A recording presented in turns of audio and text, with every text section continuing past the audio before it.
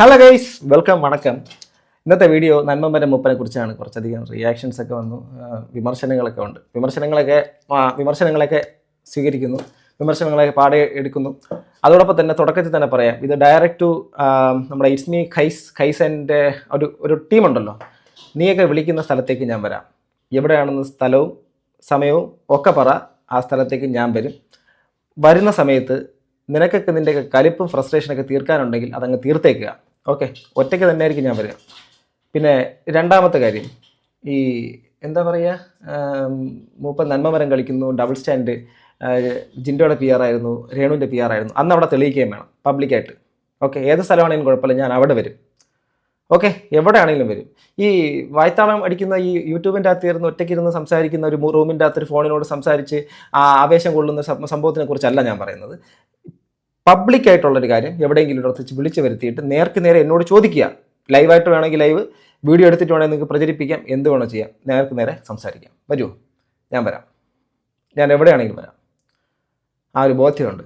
പബ്ലിക്കിൻ്റെ മുമ്പിലേക്ക്, അഥവാ ഞാൻ പറയാമല്ലോ, ഞാൻ ഈ എന്നെ കാണുന്ന പ്രിയപ്പെട്ട പ്രേക്ഷകരോട് ഞാൻ പറയും, തുടക്കത്തിൽ പറഞ്ഞ കാര്യം വെല്ലുവിളി സെറ്റപ്പ് തന്നെയാണ്. അത് വേറൊന്നും കൊണ്ടല്ല, ഇത് കുറച്ച് നാളായി. ചില ആൾക്കാർ ചില ഗ്രൂപ്പൊക്കെ ഉണ്ടാക്കി, അവിടെ ആ ഗ്രൂപ്പിൻ്റെ അകത്ത് ചില ഡിസ്കഷനൊക്കെ നടത്തി. ആ കാര്യങ്ങളൊക്കെ ഞാൻ അറിഞ്ഞുകൊണ്ട് തന്നെ ഇരുന്നതാണ്. അവർക്ക് എന്താണോ എന്നറിയത്തില്ല, എൻ്റെ അടുത്ത് കുറേ നാളുകൊണ്ട് ഒരു ഭയങ്കര ഫ്രസ്ട്രേഷനാണ്. ആ ഫ്രസ്ട്രേഷൻ ഇങ്ങനെ തീർത്തുകൊണ്ടിരിക്കുക. അതിൽ രേണു സുധി എന്ന് പറയുന്ന ഒരു വിധവയായിട്ടുള്ള സ്ത്രീ, ആ സ്ത്രീയെ വിമർശിക്കേണ്ട സ്ഥലങ്ങളിലൊക്കെ ഞാൻ വിമർശിച്ചിട്ടുണ്ട്. വിമർശനത്തിന് മാറി നിൽക്കുന്ന സാഹചര്യങ്ങൾ വരുന്ന സമയത്ത് അവരെ ഓക്കെ പോട്ടെ എന്നുള്ള ഇത് പറഞ്ഞിട്ടുണ്ട്. മുൻകാലങ്ങളിൽ ഏതാണ്ട് ഒരു വർഷത്തിന് മുമ്പ് വരെയുള്ള എൻ്റെ ഒരു വീഡിയോയുടെ ശൈലി എന്ന് നോക്കിക്കഴിഞ്ഞാൽ അങ്ങനെയല്ല. ഞാൻ പറഞ്ഞിട്ടുണ്ട്, ഇതിന് മുമ്പുള്ള വീഡിയോയിലും പറഞ്ഞിട്ടുണ്ട്, ഒരാളെ വലിച്ചു കീറി ഒട്ടിക്കുന്ന രീതിയിലേക്കുള്ള അത്രയും തരത്തിലേക്കുള്ള പോയിട്ടുള്ള സംഭവമാണ്. അതിനുശേഷം ഞാൻ ഒരുപാട് മനുഷ്യരെ കണ്ടു, അതിനുശേഷം ഞാൻ ഒരുപാട് വായനയിലേക്ക് പോയി. അതിനുശേഷം എൻ്റെ ജീവിതത്തിനകത്ത് ഒത്തിരി ആക്ടിവിസ്റ്റുകളായിട്ടുള്ള അല്ലെങ്കിൽ സാമൂഹിക പരിഷ്കരണവുമായിട്ട് ബന്ധപ്പെട്ട് നടക്കുന്ന വളരെയധികം ഉയർന്ന ലെവലിൽ നിൽക്കുന്ന ആൾക്കാരുമായിട്ട് നിരന്തരമായിട്ടുള്ള സംസർഗമുണ്ട് ഇപ്പോഴും ഇന്നും. അത് പലതരത്തിലുള്ള ഈ പറയുന്ന യുവജന പ്രസ്ഥാനങ്ങളായിക്കോട്ടെ, അതിൻ്റെയൊക്കെ മേലിലൊക്കെ നിൽക്കുന്ന ആൾക്കാരടക്കമുള്ള ആൾക്കാരുമായിട്ട് നിരന്തരമായിട്ടുള്ള കോൺടാക്റ്റുകൾ, പലതരത്തിലുള്ള കാര്യം, സാമൂഹികമായിട്ടുള്ള മാറ്റം. അതിനകത്ത് നമ്മൾ ഇവോൾവ് ചെയ്യുന്ന ആൾക്കാരാണല്ലോ. സാമൂഹികമായിട്ട് മാറ്റം എല്ലാ മേഖലയിലും വേണമെന്ന് ആഗ്രഹിക്കുന്നവരാണ്. ഇന്നലകളിൽ ഞാൻ ചെയ്തിട്ടുള്ള തെറ്റാണെന്ന് തിരിച്ചറിഞ്ഞു കഴിഞ്ഞാൽ തിരുത്താനുള്ള അവകാശം എനിക്കില്ലേ? ഇന്നലകളിൽ ഞാൻ സംസാരിച്ചുകൊണ്ടിരുന്ന രീതികൾ മോശമാണെന്നറിഞ്ഞ് തിരുത്താനുള്ള അവകാശം എനിക്കില്ലേ? ഒപ്പീനിയൻ എന്നുള്ള കാര്യത്തിൻ്റെ അകത്ത് ബയാസ്ഡ് ആയിട്ടോ അൺബയാസ്ഡ് ആയിട്ടോ മറ്റുള്ള കാര്യങ്ങളോ എല്ലാവർക്കും സംസാരിക്കാൻ വേണ്ടി പോലെ എനിക്ക് സംസാരിക്കാനുള്ള ഒരു അവകാശം കൊടുക്കില്ലേ? ഇവിടെ ഇത് പറയുന്നത്, ഇപ്പോൾ ഖൈസാണെങ്കിൽ ഖൈസിന് ഇപ്പോൾ എൻ്റെ പ്രായം വരത്തില്ല, എനിക്ക് 40 വയസ്സ് കഴിഞ്ഞു. 40 വയസ്സ് കഴിഞ്ഞ് എനിക്ക് ഉള്ള ആ ഒരു പ്രായം കൂടി എന്നുള്ളതും പ്രായം കൂടിക്കൊണ്ടിരിക്കുന്നു എന്നുള്ളതും ഓരോ ദിവസം പൊയ്ക്കൊണ്ടിരിക്കുന്ന കാര്യത്തിനെക്കുറിച്ച് നല്ല ധാരണയുള്ള ഒരാളായതുകൊണ്ട് തന്നെ ഇന്നലെ വരെയുള്ള കാര്യങ്ങൾ എന്തായാലും ഞാൻ ചെയ്തിട്ടുള്ളതിൻ്റെ 4 അംശം ഖൈസ് ചെയ്തിട്ടുണ്ടാകത്തില്ല. അത് നീ ഇപ്പോൾ രാഷ്ട്രീയത്തിൻ്റെ കാര്യത്തിനകത്താണെങ്കിലും ശരി, നീ പബ്ലിക്കായിട്ടാണെങ്കിലും തന്നെ ചെയ്തിട്ട്, അത് നല്ലതാണെങ്കിൽ ശരി ചീത്തയാണെങ്കിൽ ശരി, ആ തരത്തിലേക്ക് എല്ലാ തരത്തിലും ഇറങ്ങി കളിച്ചിട്ടുള്ളവനാണ് ഞാൻ.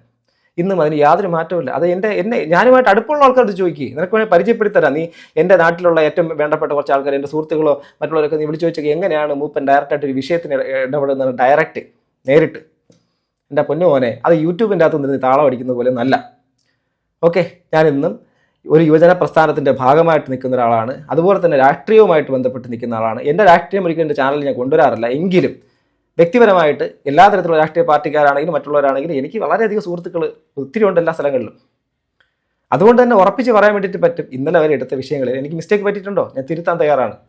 ഇന്നിപ്പോൾ ഖൈസ് ഉന്നയിച്ച വിഷയത്തിൻ്റെ അകത്ത് എവിടെയെങ്കിലും ഒരിടത്തെങ്കിലും എനിക്ക് തിരുത്തേണ്ട ഒരു സംഭവം ഉണ്ടെങ്കിൽ ഞാൻ തിരുത്തിയേനെ. പക്ഷേ ഖൈസ് പറയുന്നത് എന്താ, ഇവൻ മലക്കം പറഞ്ഞു, ഇവൻ രേണുവിനെ കുറ്റം പറയുന്നില്ല. ഞാൻ രേണുവിനെ കുറ്റം പറയാത്തത് മാത്രമാണ് ഖൈസിൻ്റെ പ്രശ്നം. അതല്ലാതെ ബാക്കിയുള്ള ഒരുപാട് വിഷയങ്ങളെക്കുറിച്ച് സംസാരിക്കുന്നു, മറ്റു പല കാര്യങ്ങളും ചെയ്യുന്നു. അതിനപ്പുറത്തേക്ക് ഈ ഒരു വിഷയത്തെക്കുറിച്ച് മാത്രം സംസാരിക്കുമ്പോൾ എന്താ ഇത്ര ഇതാവുന്നത്? ഒരു കാര്യം കൂടെ ഞാൻ പറഞ്ഞ് അവസാനിപ്പിക്കാം. ഈ നമ്മുടെ ബിഗ് ബോസിൻ്റെ PR ഞാൻ എടുത്തേക്കുന്നു, അഥവാ നമ്മുടെ ഈ രേണു സുധിയുടെ.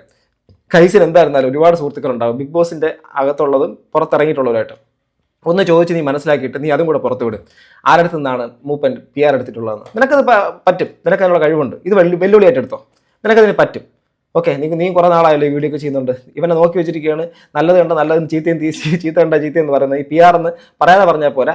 കുറച്ച് ദിവസത്തിന് മുമ്പ് വരെ രേണുവിനെ വിമർശിച്ച് ഞാൻ പെട്ടെന്നൊരു സുപ്രഭാതത്തിൽ രേണുവിനെ അനുകൂലിക്കുന്നു. അത് രേണുവിൻ്റെ PR ആയതുകൊണ്ടെങ്കിൽ നീ അത് തെളിയിക്കാൻ ബാധ്യസ്ഥനാണ്. നിന്റെ ചാനലിൽ കൂടെയാണ് നീ എന്നെക്കുറിച്ച് അങ്ങനെ പറഞ്ഞേക്കുന്നത്. അങ്ങനെയാണെങ്കിൽ നീ തെളിയിക്കണം. അതിന് എവിടെയാണ് അതിനുള്ള എവിഡൻസ്? കാരണം ഇനി രേണു സുധി ഞാനുമായിട്ട് അറ്റ്ലീസ്റ്റ് ഒരു ഫോൺ കോളോ അല്ലെങ്കിൽ ഒരു മെസ്സേജ് എങ്കിലും ഉണ്ടെങ്കിലും എവിടെ കൂടെയെങ്കിലും തപ്പിയെടുത്തുകൊണ്ട് നീ എൻ്റെ സ്ക്രീൻഷോട്ട് ഇട്ടാൽ അത് നീ തെളിയിക്കണം.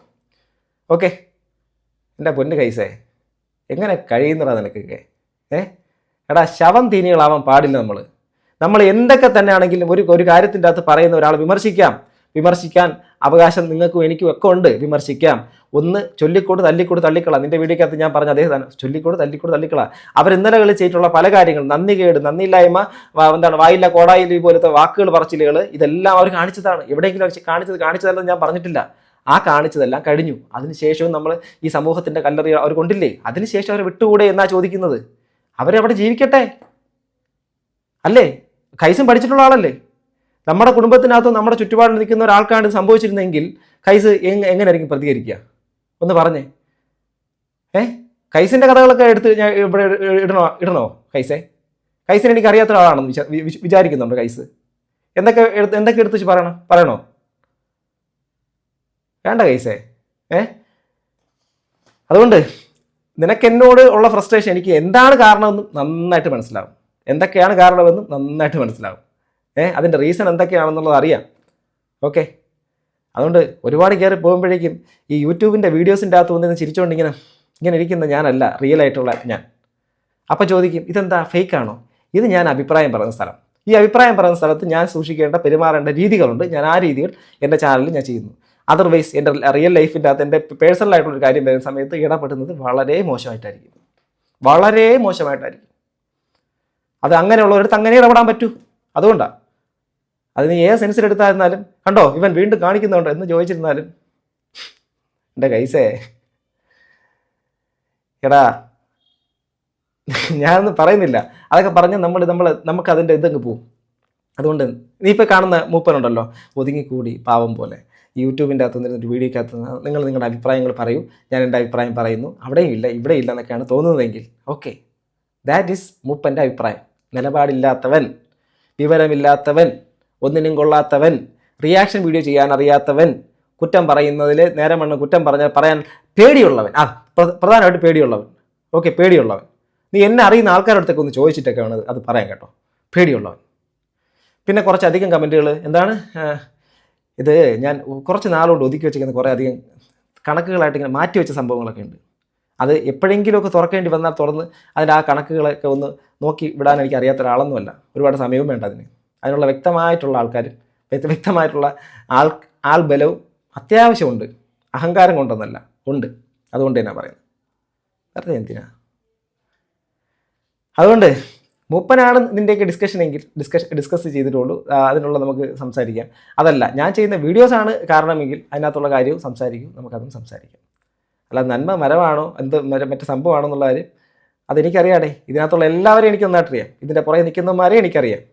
ഓക്കെ, പുറകെ നിന്ന് കളിക്കുന്നവന്മാരും അടിയിൽ കൂടെ കളിക്കുന്നവന്മാരും എൻ്റെ അടുത്ത് നോക്കിയിട്ട് ചിരിച്ചുകൊണ്ടിരിക്കുന്നവന്മാരെയും എന്നോട് ഇൻബോക്സിനകത്ത് വന്നിട്ട് ഫോൺ വിളിച്ചിട്ട് വളരെ സ്നേഹത്തോടെ സംസാരിക്കുന്നവന്മാരെ ഒക്കെ എനിക്കറിയാം. അവന്മാരെ അറിയാം, അവന്മാരുടെ ചരിത്രവും അറിയാം, അവന്മാരുടെ മുഴുവൻ ചരിത്രവും അടക്കമറിയാം.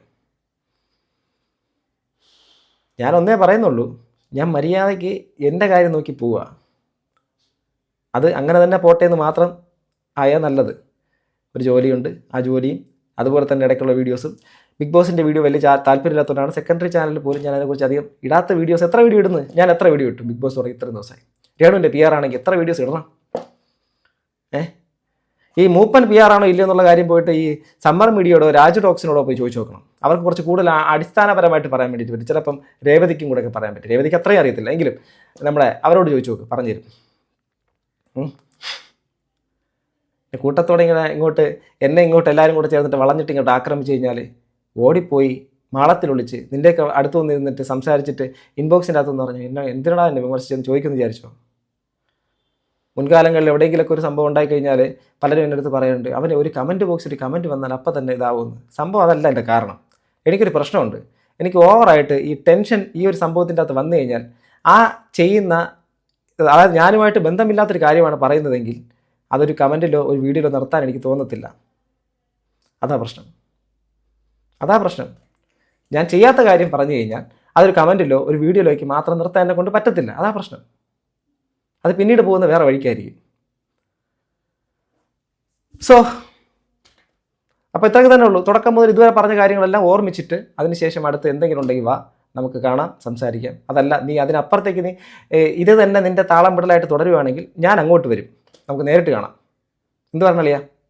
ഫോൺ നീ ബ്ലോക്ക് ചെയ്ത് വെച്ചാലും കുഴപ്പമൊന്നുമില്ല. നിൻ്റെ സ്ഥാപനവും മറ്റുള്ള കാര്യങ്ങളൊക്കെ എനിക്ക് നന്നായിട്ടറിയാം. നമുക്ക് നേരിട്ട് കണ്ട് സംസാരിക്കാം. എന്ത് പറയുന്നു? നിൻ്റെ നാട്ടിൽ നിൻ്റെ അടുത്ത സുഹൃത്തുക്കളായിട്ട് ബന്ധപ്പെട്ട ആൾക്കാർ നമ്മുടെ സുഹൃത്തുക്കളാണ്. അതെനിക്കറിയത്തില്ല പക്ഷേ ഇപ്പോഴും കേട്ടോ. നമുക്കപ്പോൾ അങ്ങനെയൊക്കെ സെറ്റാക്കാം. കാത്തിരുന്ന് സമയം നോക്കി കുറിച്ച് പറ. എൻ്റെ ചാനലിൽ കൂടെ ഞാൻ ഇങ്ങനെ പറയണമെന്ന് ആഗ്രഹിച്ച ഒരാളല്ല. നിൻ്റെ ആ വർത്തമാനത്തിൻ്റെ അകത്ത് മുഴച്ച് നിൽക്കുന്നൊരു കാര്യമുണ്ടല്ലോ, ഞാൻ ഒരാളെ കുറ്റം പറയാത്തതാണ് നിൻ്റെ പ്രശ്നം. ഇന്നലെ വരെ വലിയ സംഭവം, ഇന്ന് ഞാൻ നന്മ വരാം. നീ എന്തറിഞ്ഞിട്ടാണ് പറയുന്നത്? സോ അഭിപ്രായങ്ങൾ, നിർദ്ദേശങ്ങൾ എൻ്റെ പ്രിയപ്പെട്ട സുഹൃത്തുക്കളെ, ഇത് ദയവായി വേറൊന്നും ഇട്ടെടുക്കരുത്. ഇത് ഇവരുടെ കുറച്ച് ആൾക്കാരുടെ കുറച്ച് നിരന്തരമായിട്ടുള്ള കുറേ അധികം സമയം കൊണ്ടുള്ള കുറച്ച് ഇതാണ്. കാണാത്ത ഒരാളൊന്നുമല്ല, എല്ലാവരും വേണ്ടപ്പെട്ടവരൊക്കെ തന്നെയാണ്. ചില പരിപാടികൾ കുറച്ച് നാളുകൊണ്ട് ഇവർ നടത്തിക്കൊണ്ടിരിക്കുകയാണ്. അത് മിണ്ടാതെ കേട്ടുകൊണ്ടും കണ്ടുകൊണ്ടും ഞാൻ മിണ്ടാതെ പൊയ്ക്കൊണ്ടിരിക്കുകയായിരുന്നു. അപ്പോൾ വീണ്ടും അത് കൂടിക്കൊണ്ടിരുന്നു. വേറെ വഴിയില്ലാത്തതാണ് അടുത്തൊക്കെ സംസാരിക്കേണ്ടി വന്നത്. അതുകൊണ്ട് ഞാൻ എന്നെ അറിയുന്നവരടുത്ത് എപ്പോഴും പറയുന്നുണ്ട്, I am not a good person, not at all. എവിടെയെങ്കിലും ഞാൻ പറഞ്ഞിട്ടുണ്ടോ നല്ലവനാണെന്ന്? അത് പറയാത്ത ഒരേ ഒരാളാണെങ്കിൽ ഞാൻ മാത്രമേ ഉണ്ടാവുള്ളൂ. സോ ഗൈസ്, നിങ്ങളുടെ അഭിപ്രായം താഴെ കമന്റ് ബോക്സിൽ രേഖപ്പെടുത്തുക. കൈസേ, നീ അഭിപ്രായം താഴെ കമന്റ് ബോക്സിൽ രേഖപ്പെടുത്തുക. ഇവിടെ ഒന്നും പേടിക്കണ്ട, നീ താഴെ കമന്റ് ബോക്സിൽ കമന്റ് ചെയ്യും. നിന്റെ കമന്റ് ഞാൻ പ്രതീക്ഷിക്കുന്നു താഴെ. അടുത്തൊരു വീഡിയോ വീണ്ടും കാണുന്നത് ഗൈസ്. ബൈ.